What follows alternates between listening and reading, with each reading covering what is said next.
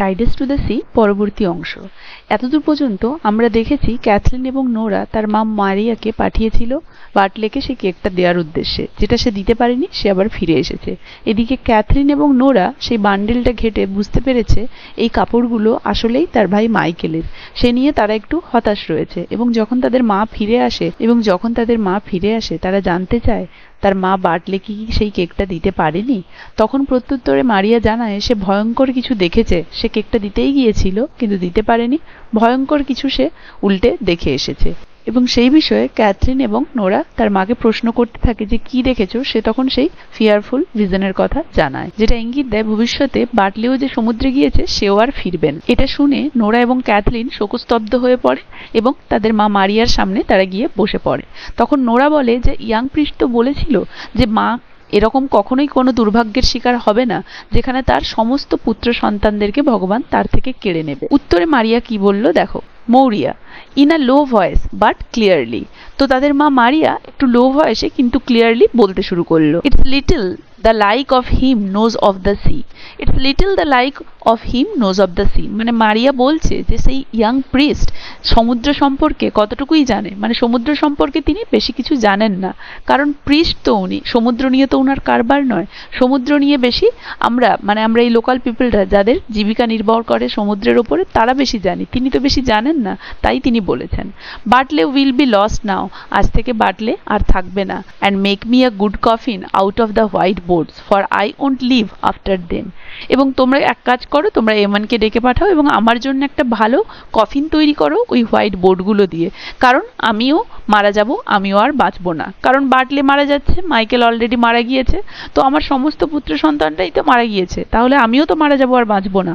আমার জন্য একটা হোয়াইট বোর্ড দিয়ে কফিন তৈরি করো। I have had a husband.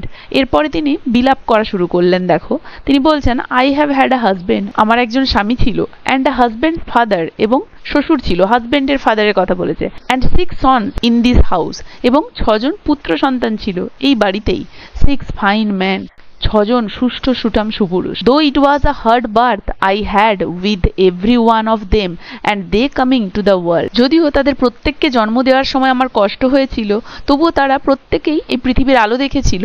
And some of them were found and some of them were not found. এবং তাদের মধ্যে ফাউন্ড অ্যান্ড নট ফাউন্ড বলতে তাদের মধ্যে কিছু জনকে খুঁজে পাওয়া গেছে এবং কিছু জনকে খুঁজে পাওয়া যায়নি, মানে কিছু জনের ডেড বডি খুঁজে পাওয়া গিয়েছে সমুদ্র থেকে, কিছু জনের পাওয়া যায়নি। বাট দে আর গন নাও, কিন্তু এখন তারা সবাই চলে গেছে, মানে এখন তো আর কেউ বেঁচে নেই, সবাই মারা গেছে। আর বার্টলেও যে এই সমুদ্রে গিয়েছে সেও তো ফিরবে না। দ্য লট অফ দেম, তারা অনেকে ছিল। There were Stephen and Shaun. কে কে ছিল?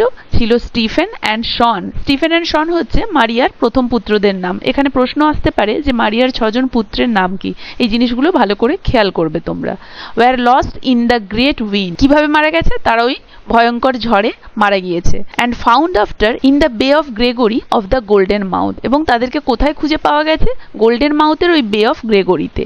And carried up the 2 of them, এবং তাদের দুজনকে বয়ে নিয়ে আসা হয়েছে অন দ্য ওয়ান প্ল্যাঙ্ক, একটা তক্তায় করে, প্ল্যাঙ্ক মানে তক্তা, কাঠের তক্তা। অ্যান্ড ইন বাই দ্যাট ডোর, এবং ওই যে দরজাটা, মানে সেই সময় মারিয়া তাদের কটেজের দরজার দিকে ইন্ডিকেট করে বলছে, এবং ওই যে দরজাটা, ওই দরজাটা দিয়ে একটা তক্তায় 2টো ভাইয়ের দেহ শুইয়ে আনা হয়েছিল এখানে। মানে কতটা প্যাথেটিক এই সিনটা, জাস্ট একবার কল্পনা করো।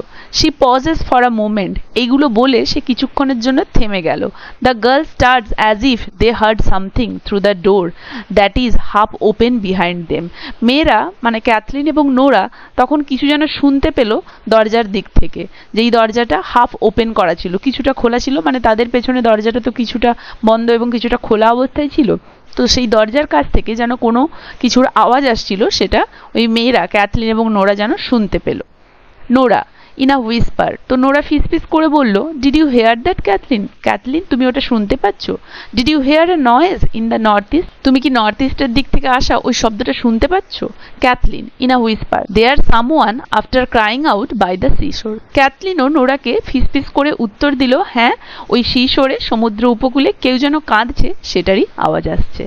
আজ তাহলে এতদূর পর্যন্ত আশা করি কারো কোথাও অসুবিধে নেই, সবাই বুঝতে পেরেছো। এর পরবর্তী অংশটা থাকছে পরের ভিডিওতে।